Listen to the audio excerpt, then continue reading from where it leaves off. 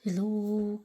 Bali, marami po na sa inyo nagtatanong about sa visa processing, pag gustong i-invite dito yung parents or friends or kung sino man, So, dito po sa page natin, buksan nyo lang po siya and then go lang po dito sa files and then piliin na lang po itong short stay visa C.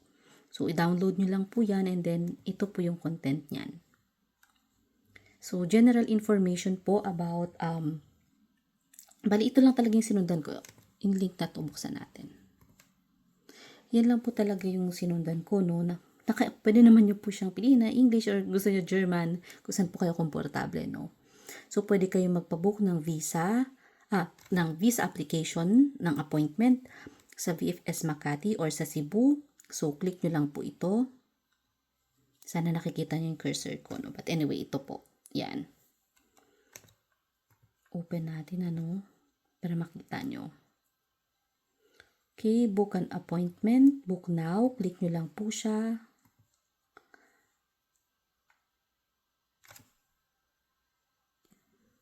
Ayan. So, punta po kayo sa baba. Gawa po muna kayo ng account. Yan. I-click nyo lang po yung I don't have an account. Ganyan. Tapos, bali ako kasi meron na akong account eh. So, anyways, tuloy na. I-fill up nyo lang naman po itong mga nandito. So, better po yung details nyo na lang ang ilagay nyo kung kayo din naman po mag-asikaso ng mga documents po ng i-invite nyo dito, no? Kasi for example, yun nga tulad ng mother ko, so senior na siya, hindi rin naman siya maano sa ganito sa emails and all. Hindi siya ganun ka-techy, no? So ako yung details ko na ilalagay ko para sa akin directly na nag-communicate yung VFS, ganun. Ayan. So, pag nakagawa na po kayo ng account, merong kailangan nyo i-verify yung email nyo. So, mag-i-email sila sa email nyo. So, i-check nyo po agad yung email ninyo. Yan, refresh po ninyo para makuha nyo yung link para makapag-start na po kayo ma-activate na yung account ninyo ng VFS Global and then, pwede na po kayo mag-start ng booking. So, click lang po sa start new booking and then, ayan. So, sundan nyo lang po yung mga tinatanong po dito, no? Sa visa category, sige, pili muna tayo dito. So, for example, sa Makati. And then, ayan, naka-default na siya ng Austria. And then, ayan, Schengen visa po. So, ayan, nakasulat dyan kung kailan yung earliest possible date ng inyong pwede ninyong makuhang application slot. So, continue lang. Ayan. So, kailangan po, before say, okay, anyway. So, applicant po, ang ilalagay nyo po dito is kung sino po yung in-invite ninyo. So, for example, yung mother ko po ang in-invite ko. So, yung pangalan po ng nanay ko nilagay dyan. Yung mga details niya, like passport number, sa contact number po, parang contact number ng kapatid ko yung nilagay ko. Pero yung sa email address, ako po, yung email ko na lang po yung nilagay ko. Kasi, yun nga, tulad na na-mention ko, hindi naman mateke ang nanay ko. And ang brother ko, hindi rin ito yung forte niya. And then, ayan lang po. Click lang po yung save and then, magtutuloy-tuloy naman na po yun. Madali lang naman pong i-navigate at intindihin po yung kanilang website. So, ayun, i-check nyo na lang po yung email ninyo if ano pa yung mga kailangan gawin para ma-secure nyo yung appointment slot. Kasi alam ko may kailangang i-print doon eh. Meron silang i-email na form. Ayan, may email po silang form na ganyan, parang parang appointment letter na meron na kayo. Tinakpan ko na lang po siya para, yan, data privacy, ganon. Tapos, ayun po. So, pag in-scroll down nyo po yan, ayan, meron po yung VFS service charge, which is, kailangan nyo po yun bayaran agad para ma-secure, before nila, paano ko ba sasabihin to? Pag nagbubook na po kayo ng appointment, kailangan nyo magbayad agad. So, para ma-secure nyo yung appointment slot ninyo, then makaka-receive po kayo ng ganitong letter. So, ang amount po ng binayaran ko ay 2,322 as of the moment. Kung magtataas po yan by the time na siset na po kayo ng appointment ninyo, no? Hindi ko na po yun, hindi ko na po siya alam. So, yung pinakita ko po sa inyo na appointment letter, sinend ko yun sa brother ko para i-print po niya. Kasi, kailangan po yun ng mother namin sa application niya. Sa appointment day niya. Okay, so nakasecure na tayo ng appointment date, So, next po is i-complete nyo po natin yung application form, which is yung para sa akin, not more than 90 days naman yung stay. So, visa Schengen Schengen C. So, ayan, buksan natin siya. Ito po yung itsura ng form. So, tignan po natin ulit sa page na to, no? Kapag po hinanap nyo siya, kindik nyo yung drop down, andirito po siya. Andiyan naman po yung yung mga required documents po para sa visa application. Ito, hindi siya nakiklik. But anyway, balik na lang tayo dito. Ayan na po. Nakuha ko lang din siya sa website. So, ang ginawa ko, pinrint ko to dito, then ako na po yung nagsagot-sagot. Ganyan. Then, pinicturan ko siya, sinend ko sa kapatid ko para para isulat niya mismo sa mismong blank form doon. Parang ako lang muning gumawa ng draft dito. So again po, yan. So kailangan po ng photo nung i-invite niyo ng person. Then may sa Photoshops naman po, alam naman nila pag sinabi yung for Schengen visa, may alam naman po nila kung paano yung cut dyan. Kasi may mga requirements po sa photo. Okay. So, tignan nyo na lang po ha, kasi ito, hindi nyo po yan susulatan. So, ayan. So, isulat nyo lang po dyan. And be mindful po ha sa mga fill upan nyo po na mga na details kasi may mga not applicable po dito eh. Anyway, pakibasa na lang po. Okay, so lakihan natin para mas mabasa. Okay. So, ito po, type of travel documents, sa number 12. Ito yung medyo tricky siya. So, for example, normal pass. So, ordinary passport, Sa number 13 po kasi, tinatanong yung number of travel document. So, yan po ay passport number. Okay? Kasi ang nilagay ko lang din dyan number 1. Mali pala yun. So, ganun po. So, sa number 23, question 23, yung purpose ng journey po, so, chinek ko po dyan pareho, tourism at saka itong Besuch von Familien Angehörige oder Freunden. Okay. Kung meron pa po kayo dyan gusto pang ilagay, pero ako binlangko ko na lang yan. And then, multiple entries po yung pinili ko. Sa number 27. Okay, sa number 31 naman po. So, for example, ako, in-invite ko yung mother ko. So, ilalagay ko po yung mga details ko dito sa 31. Yan po. And then, for example, ayan, sa number 32 naman, since ito, yung trip ng mother ko po is, ako naman po ang magfa-fund. So, ang iaano ko, ito. So, i-check nyo lang po dyan yung applicable po.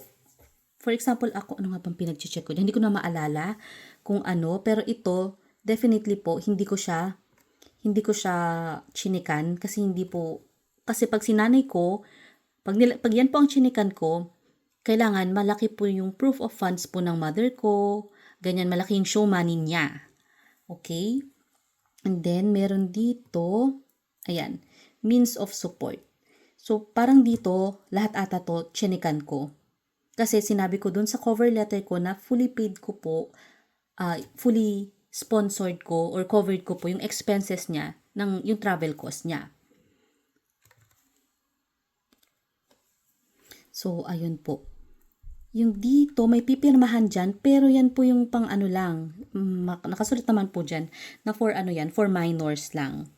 So, hindi yan applicable. Then, yung iba na hindi naman ako masyadong sigurado, i-check na, parang nilive ko na lang po siya ng blank kasi yung VFS naman po, i-check naman po muna nila yung mga documents nyo, nire-rearrange po nila yung mga documents, ganyan. Kasi may format sila na sinusunod. So, i-help naman po kayo ng staff ng VFS.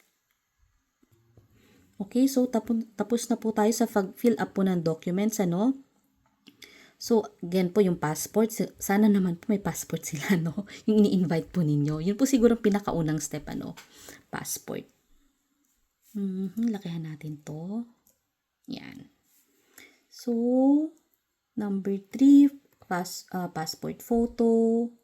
Again, alam naman po ng ng mga photoshops yan. Or mga photo studios. So, visa fee na 90 euros po pag adults, and then, ayan naman po pag mga minors, ganyan naman po yung price. So, bukod pa po ito doon sa VFS service charge na binayaran ko po na 2,000 plus pesos po. Okay?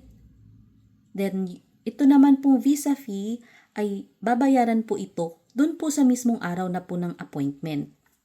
So, pwede ba magbayad ng peso? Yes po, pwede po magbayad ng peso. Hindi ko lang po alam kung magkano in peso. Depende po kasi siya sa exchange rate nung araw po na yun. So, travel health insurance na po tayo, number 5.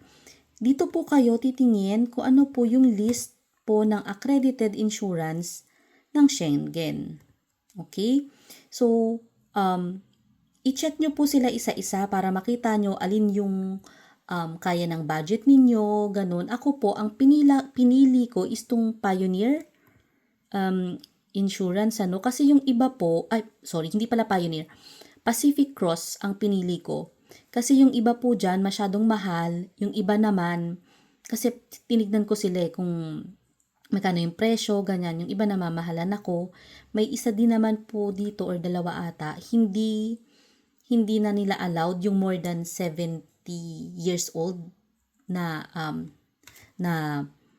pwedeng i-insure, no? So, ganun. 73 na po kasi ang mother ko. So, parang lahat sila chinek ko. Ang pinaka okay sa akin is tong Pacific Cross. Kasi parang lahat naman po sila same ng coverage. Kasi may requirement po, minimum requirement ang Schengen area about travel insurance. Hindi po again, wala po ako makukuha dyan. Bahala po kayo kung anong gusto po ninyo na na travel insurance. Hindi po ako anyway connected sa kanila. Wala po akong makukuha ni piso sa kanila. Okay? So, close na natin to. Next naman po ay travel arrangements. So, dito po, round trip flight reservation lang po. Hindi nyo pa po need bumili ng ticket.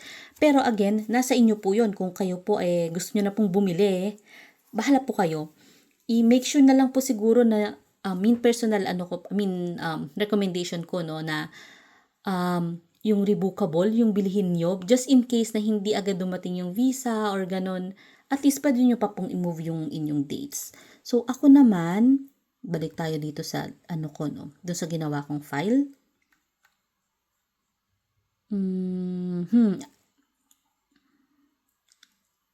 Ayan, ito, Pacific Cross. Sinabi ko naman po yan. Which is 44 euros po ang binayaran ko.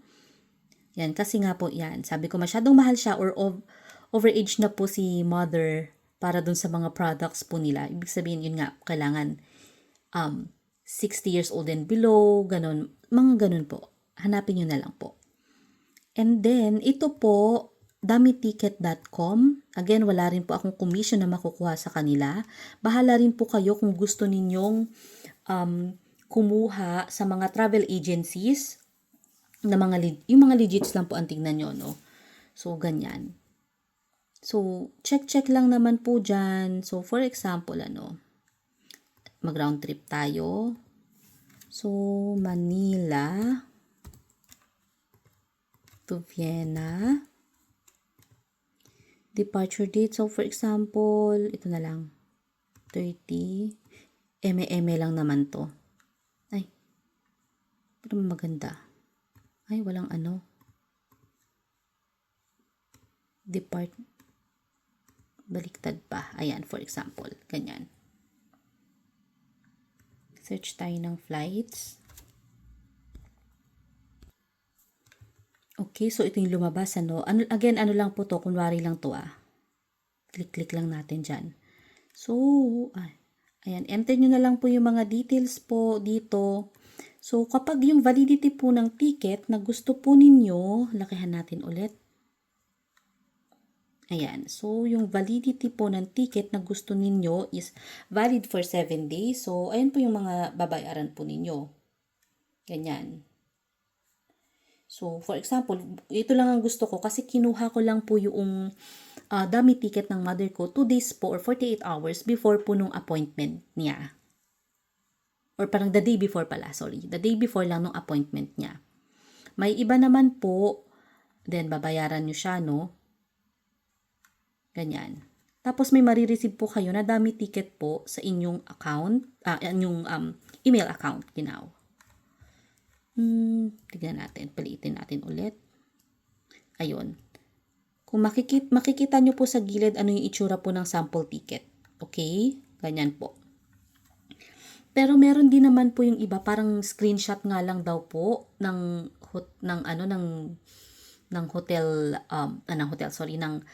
flight details. May iba naman na parang ano bang ginawa nila?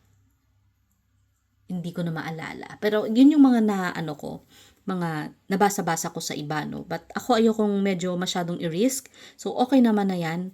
At least medyo may peace of mind ako. Valid naman po yung reservation na yan. Tapos yung iba, ayun, direct sa airlines. Minsan doon sila nagbubook ng, tawag dito, ng travel reservation. Ganon. Meron din po yun. Okay, so for example, meron na kayong ticket, bahala po kayo kung gusto nyo dummy ticket or gusto niyo na yung talagang bumili na ng ticket, bahala po kayo. Next po sa letter G, proof of funds. So, bank statement po to ng mother ko. Credit card statement po kung meron siya. Ang mother ko wala, pero baka po yung ini-invite ninyo meron or mga ganyan po. Mga bank certification. So, ayan. Tulad po ng sinabi ko dito, palakihan na ulit natin. Ayan. So, proof of funds. Proof of funds po dahil retired na nga po ang mother ko, so insufficient na po yung income niya for the trip. So, dyan po ako hiningan, nag-email sa akin ang VFS na kailangan ko ng FAA or Elektronische Verpflichtungserklärung. So, again po sabi, see page 4. Sa page 4 po nito, ayan, naglagay po ako dito ng mga informations kung paano ako nakakuha dito. Ayan, tulad po na sinabi ko, nasa website din po na to ang mga needs nyo na documents. Ayan. So, English natin. Okay. So, ayan po. Again, nag-book po ako ng appointment kasi nakatira ako sa Mauthausen. So, under po ako ng Polizei Inspection PERG. So, dun po ako tumawag at dun po ako nag-ask ng appointment sa kanila. Then, yung mga documents nga po na hinihingi, which is tong mga ito. Ayan, nandito po again sa website, So, dinala ko po yan dun po sa mismong araw ng appointment ko. So, sige, English, dapat ganun, anyway. So, ayan po yung RWR carte ko, registration form. Teka, ano ba tong registration form na to? Hindi ko marin maalala.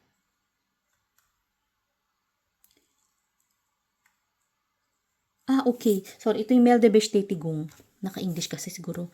Try natin balik natin siya ng German. Ayan, Meldet Settle. Tama. So, ito po yung Meldet Settle. I think po alam naman na po na natin yan, Tapos yung mga Vertrag. So, Mietvertrag, yung ano po ng apartment niyo, contract niyo po sa apartment. Kung ano po yung mga loan settle niyo po ng past 3 months, ganyan. Sparguthaben, if ever po na meron po kayong passbook account, ayan. Ako tinanong ako nun, pero sabi ko wala po ako nun. Sabi lang po kayo ng totoo. Ganyan. Tapos kung halimbawa kayo po ay tawag dito kayo po ay merong credit card dito, so kailangan nyo pa po ng additional na documents, which is yung ito mga credit reform, ganyan. Ang sa akin is ito, kasi may credit card po ako dito, no? So, KSFAW 1870. So, ganun po. And, tinatanong dun kung meron daw ba akong, tinanong sa akin doon sa Politsek, kung may binabayaran daw ba akong bahay or kotse, ganun. Sabi ko, wala po. Ang binabayaran ko po is yung, kasi that time nag-order ako ng, meron akong hinuhulugan na camera. Ganun. Which is nakapasok doon sa credit card ko. Ayun lang naman po. Tapos, bibigyan niya po ako ng isang, bali yung mga details po na yon, ini-encode niya po yun dun sa computer nila, tapos meron siyang ipiprint na document. Yung ipiprint niya na po na document na yon, meron po dong number or yung code. Yun naman po yung code na ifo-forward ninyo sa VFS. I mean, yun yung kailangan po nung in-invite natin na person. So, if ever kung makuha nyo siya agad before the appointment date, at least po, hindi, mas ma-shorten po yung time. Kasi ako, nung hiningan lang ako niyan ng VFS, tsaka lang ako naggumawa. So, kaya medyo napatagal yung pag-process po ng visa. So, again, balik na tayo dito. Close ko na yan. Ayan. I-print nyo po yung document kasi ipiprint po nila ang document, and then nakalagay nga po yung ID number, then in-email ko siya sa embassy. Sorry, embassy pala, hindi ng VFS. And then yung sabi po sa akin is yung ID number na yon or yung code is available pa siya 48 hours. So again, yun po, sinulat ko na lang din sa email na ganun nga, after 48 hours pa bago magre-reflect yung code po sa system po nila. So, balik tayo doon ulit sa taas. Okay, dito naman po tayo sa age. Ito, hindi to applicable kasi first time applicant lang naman ng mother. Yan, proof of ties. So, again, proof of ties, yung mga, for example, employment certificate, ganyan. So, again, sa mother ko, hindi siya applicable since yun nga, retired na siya. So, nag-submit na lang ako ng certificate from GSIS na retired na siya. And then, proof ng occupation, ayan, hindi rin siya applicable. Pero baka po applicable po sa mga ini-invite po ninyo. For example, sa mga kapatid ninyo, ganyan. So, ayan po yung mga kailangan. Ito, since, ayan, not applicable din. Accommodation, ganyan. Again, meron po akong letter. Yan, which is yung sample, nandito din sa document, na nilagay ko doon na, ako ang mag-sponsor sa letter. So, sa accommodation po niya. So, wala kaming inattach na hotel booking. Pero just in case nahingan ako, may mapoprovide naman po ako kasi dun sa, mamaya, ipapakita ko. So, ayan, hindi rin to applicable sa nanay ko. So, punta na tayo. Ito yung sinasabi ko po na parang cover letter or invitation letter. So, yung marami pong iba-iba po yung format. Ito lang yung napili ko na format. Pag nag-Google kayo, marami po kayong makikitang iba-ibang format po ng letters. Okay? So, pero pwede nyo rin naman po itong gayahin kung gusto ninyo, no? Hindi naman po to libre naman po siya. Ganon. So, and then name ko, and then sinabi ko na nurse ako dito, although yun, hindi naman required na sabihan nyo ano yung work nyo po dito. So, ayan.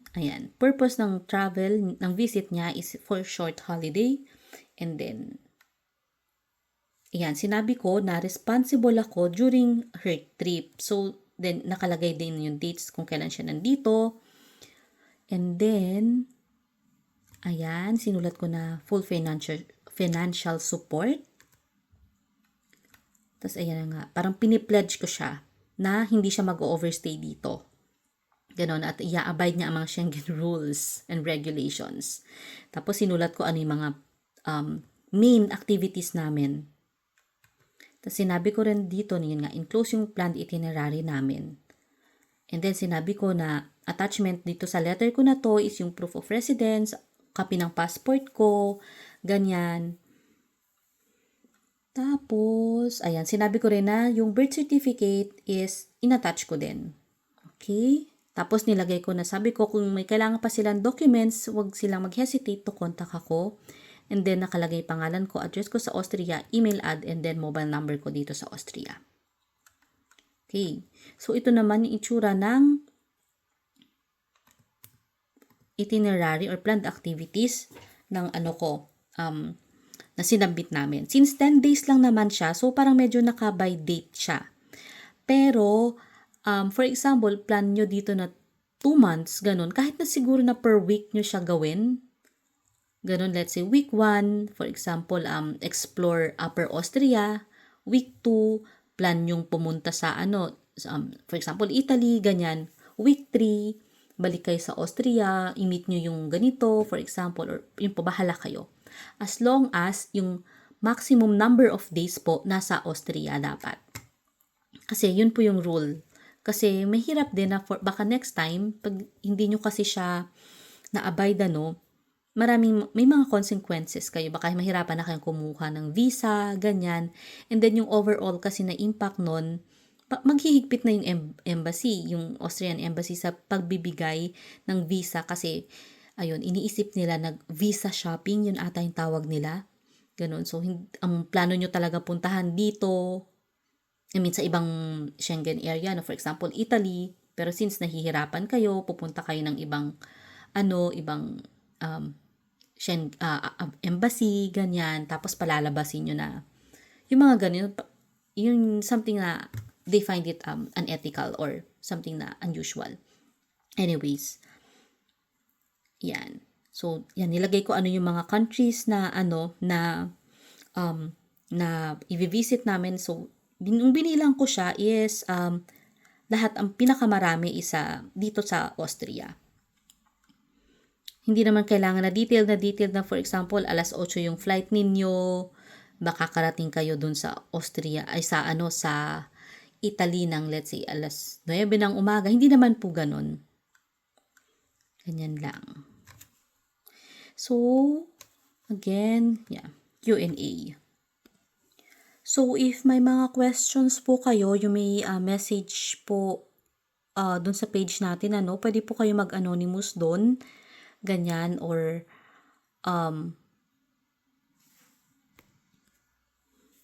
pwede rin po kayo mag-message dito, mag-comment, mag-leave po ng comment dyan, para po masagot. But mostly yun naman po, madali lang naman po yung pag-apply ng visa. Ang medyo mahirap lang is yung appointments, and then mahirap yung tawag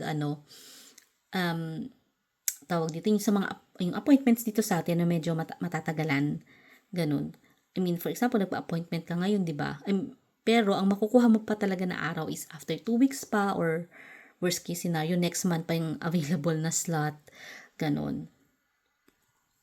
So, yun lang po. Marami pong salamat.